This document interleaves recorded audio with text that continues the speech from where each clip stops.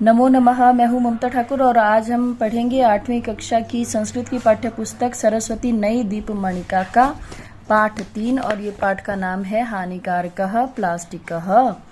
हानिकारक प्लास्टिक।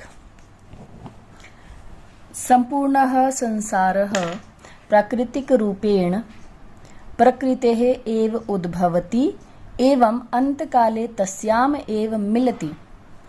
सारा संपूर्ण अर्थात सारा संसार यह जगत प्राकृतिक रूपेण प्राकृतिक रूप से प्रकृतेः एव उद्भवति प्रकृति से ही उत्पन्न होता है एवं अंतकाले और अंत काल में या अंतिम समय में तस्याम एव मिलति उसी में ही मिल जाता है। अर्थात सारा संसार प्राकृतिक रूप से प्रकृति से ही उत्पन्न होता है और अंतकाल में उसी में मिल जाता है।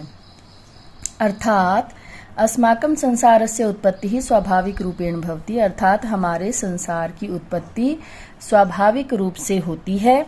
नराः नार्यः वृक्षाः जलचराः थलचराः नभचराः सर्वेषाम् उत्पत्तिः एका प्राकृतिक प्रक्रिया एव अस्ति।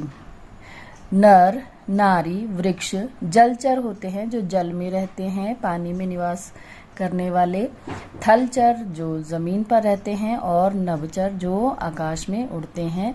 ऐसे इन सब की उत्पत्ति एक प्राकृतिक प्रक्रिया ही है।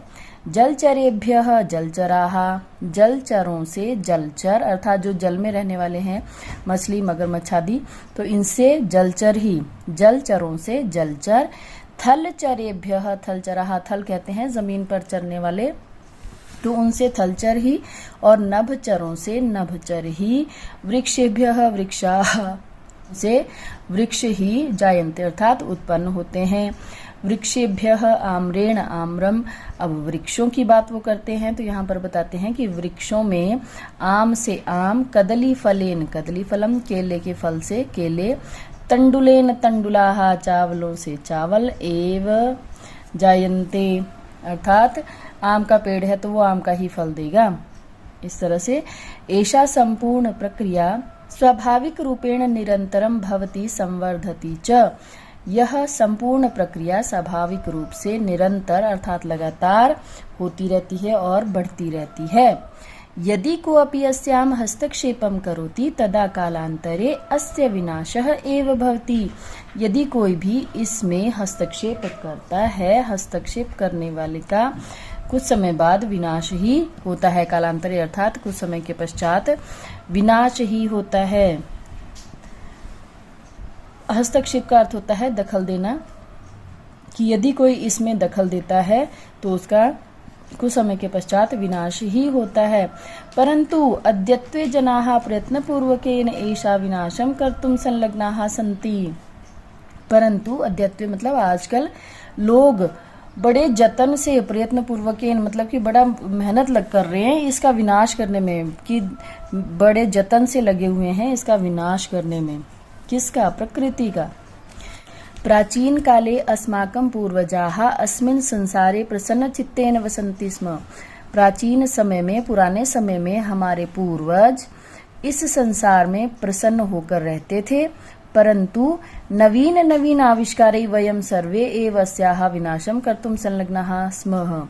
लेकिन नए नए आविष्कार करके हम सभी इसका विनाश करने में लगे हुए हैं या विनाश करने में जुटे हुए हैं। तेषु मुख्यतः प्लास्टिक एवं थर्मोकोल द्वौ आविष्कारौ स्तः।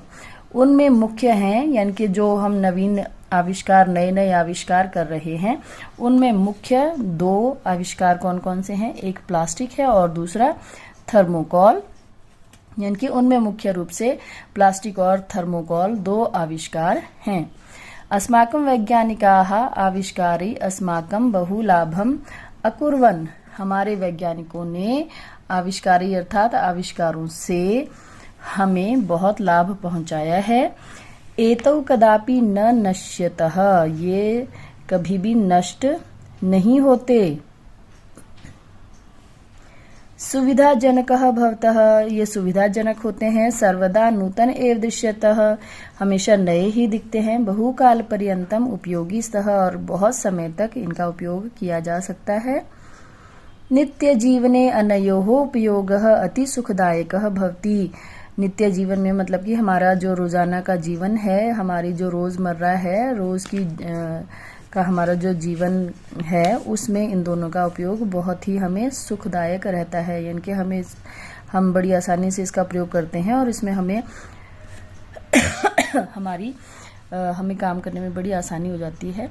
वयम सुखेन बहूनि वस्तूनि इतः ततः नयामः, हम बड़े सुख से बड़ी आसानी से जो है बहुत सारी वस्तुओं को यहाँ वहाँ ले जाते हैं या ले जाने में सक्षम हो जाते हैं, ले जा सकते हैं।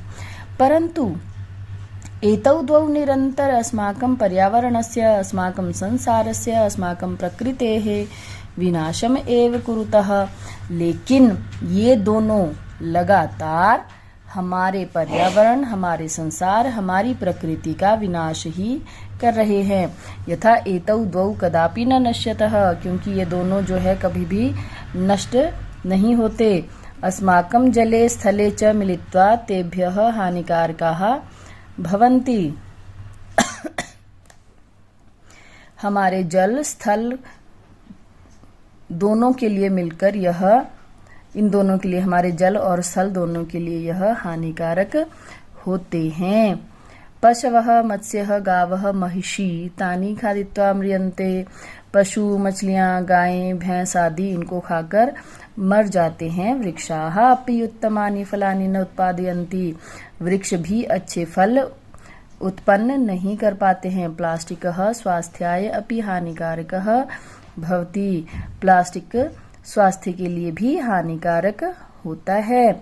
प्लास्टिकेन निर्मितानि वस्तूनि, प्लास्टिक से बनी हुई वस्तुएं सर्वेभ्यः हानिकारकाः भवन्ति, सबके लिए हानिकारक होती हैं।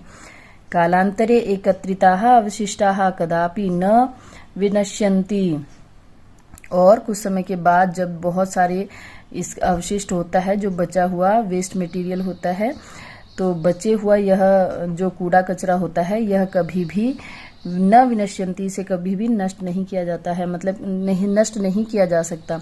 अर्थात जो इसका जो अवशेष बचता है, कूड़ा करकट आदि, जो जब हमारे इस्तेमाल की ये वस्तुएं नहीं रहती हैं, तो जो है इसको हम लोग नष्ट भी नहीं कर पाते हैं। आपने देखा होगा प्लास्टिक और थर्मोकोल जो है, इसको हम कहीं भी फेंक दें या जमीन में भी दबा दें तो भी प्लास्टिक जो है काफी सालों बाद भी वैसा ही रहेगा, ये नष्ट नहीं होता है प्लास्टिक। तो वही बात यहाँ पर बताई जा रही है। अद्यत्वे वयम सर्वाणि वस्तूनि प्लास्टिक स्यूते एव आनयामः, सर्वेषु स्थानेषु कार्येषु अस्य उपयोगः कुर्मः। आजकल हम सभी वस्तुएं प्लास्टिक के स्यूते मतलब थैले में एव आनयामः ही लाते हैं, यानी कि आजकल हम सभी वस्तुएं प्लास्टिक के थैले में ही लाते हैं। और सर्वेषु स्थानेषु कार्येषु, सभी स्थानों में और कार्यों में इसका उपयोग ही होता है। यथा एतस्य विनाशम असंभवः, अतः कालांतरे एकत्रिताः अवशिष्टाः सर्वेभ्यः एका विशाल समस्या भविष्यति। जैसे इसका विनाश असंभव है, इसलिए कालांतरे अर्थात कुछ समय के बाद ये सब एकत्रित अवशिष्ट जो है सबके लिए एक बहुत बड़ी समस्या बन जाएगा। स्वास्थ्याय अपि हानिकारकः भविष्यति, यह स्वास्थ्य के लिए भी हानिकारक होगा। वयं सर्वे स्वजीवनस्य प्रत्येक क्षेत्रे अस्य उपयोगः कुर्मः, हम सभी अपने जीवन के प्रत्येक क्षेत्र में इसका उपयोग करते हैं। किसकी बात हो रही है? प्लास्टिक और थर्मोकोल की। तो हम सभी अपने जीवन के हर क्षेत्र में इसका उपयोग करते हैं। अस्मभ्यः प्लास्टिक निर्मितानि वस्तूनि रोचन्ते, हमें प्लास्टिक से बनी हुई चीजें पसंद आती हैं, अच्छी लगती हैं। परंतु अस्य प्रदूषणस्य विषये ज्ञात्वा अस्माकम् इदं कर्तव्यं यत् प्लास्टिक निर्मितानि वस्तूनि कदापि प्रयोगं न कुर्यात्। अब यहाँ पर वो क्या कहते हैं कि परंतु इस प्रदूषण के विषय में जानकर हमारा यह कर्तव्य होता है, यानी कि जो प्रदूषण इनकी वजह से फैल रहा है उसके बारे में जानने के बाद हमारा यह कर्तव्य है कि प्लास्टिक से बनी हुई वस्तुएं कभी भी प्रयोग में ना लाएं। सर्वदा प्लास्टिक निर्मिता वस्तूनाम बहिष्कारम कुर्याम, हम हमेशा प्लास्टिक से बनी हुई वस्तुओं का बहिष्कार करें। अद्यत्वे वयम सर्वाणि वस्तूनि प्लास्टिक स्यूते एव आनयामः, आज के समय में आजकल हम सारी वस्तुएं प्लास्टिक के बैग में, प्लास्टिक के थैले में ही लाते हैं। सदैव करपटस्य स्यूतम नीत्वा एव विपणिम गच्छ एवं वस्तूनि करपटस्य स्यूते एव आनय। अब यहाँ पर उन्होंने आपको ये बताया है कि आप जो है प्लास्टिक के थैले में सारा सामान लाते हो, तो इसके स्थान पर आप क्या कर सकते हैं कि हमेशा कपड़े के बने हुए थैले को ले जाकर दुकान में जाइए और वस्तुएं कपड़े के थैले में ही लेकर आए। यानी कि आपको कुछ सामान लेने जाना हो तो आप कपड़े का थैला घर से लेकर जाएं और उसी में सारा सामान लेकर आए। प्लास्टिकेन निर्मितस्य स्यूतस्य पेटिकायाः च बहिष्कारं कुरु, प्लास्टिक से बने हुए थैले और पेटिका यानी कि जिसको बॉक्स कह सकते हैं बक्सा जो है उसका भी हम जो है बहिष्कार करें। आपको बहिष्कार करने के लिए कहा गया है कि प्लास्टिक से निर्मित जो भी थैले या बक्से आदि हों उनका बहिष्कार करें, उनका त्याग करें।